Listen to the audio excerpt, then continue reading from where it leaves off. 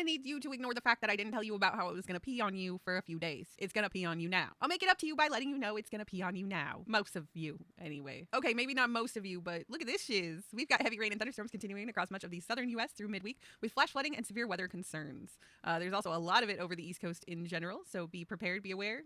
For wet. We've also got more active systems across the west with a large Pacific low bringing increasing shower and storm chances. We can really see that in the Puget Sound area right now, western Washington getting pelted. It might change for the rest of the West Coast, which currently isn't seeing much. Oregon and California look pretty good, but we'll keep an eye on that. For mountain states, I'm not seeing much up top precipitation-wise, but down in the southwest, you're actually getting some. Temperatures, we've got 60s and 70s for western Washington and Oregon, 80s for eastern Washington and Oregon, 86-60 for NorCal, 88-69 for SoCal. Mountain states, you're hot. 90 up at the Canadian border with Montana, down to 93 at the Arizona-Mexico border, and some slightly cooler temperatures between those two latitudes, but, still hot. Very similar story for the plains. We've got 91 up at the Dakota and Canada border, all the way down to 89 at the tip of Texas, and lots of 90s between those two latitudes. Midwesty poos, similar story, but just slightly cooler than the plains was, with the 70s into the low 80s being more the trend from the Great Lakes all the way to the Gulf. And the East Coast actually seeing some variation with cooler temperatures up in New England in the 50s, 60s, and 70s. That turning into 79 by the time you hit the nation's capital and southward. 91 at the shaft, 88 at the tip. McMurdo Station on the Rossi in Antarctica sitting at negative 2 degrees Fahrenheit with winds from east-northeast at 21 with gusts up to 27,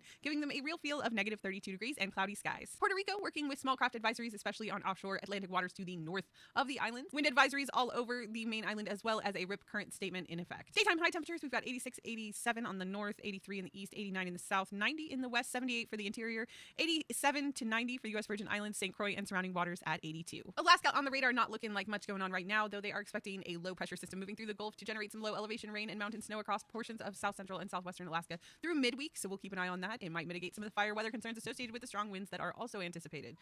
Things going to quiet down for the weekend, though, so we'll keep an eye. Daytime high temperatures, 27, 30 up on the Arctic Circle, turning quickly into the 50s and 60s, mid-60s, 66 being the highest temperature I'm seeing, but a lot of mid-50s more common, especially along the coastlines and in the southern tier of the state. 46, 43 for the Aleutians, 47, 52 for near Anchorage, and 56 for the Panhandlers. Oliver, let me do the weather. Oh my god. Hawaii, we've got small craft advisory in effect on all of the islands, so be aware of that if you're doing any small craft boating. Daytime high temperatures from the high 70s through the low 80s for most areas, popping into the mid 80s for some coastlines, especially on the Big Island. Cut print wrap, I'm totally not late for the weather after being absent for a few days. I would never ever do that.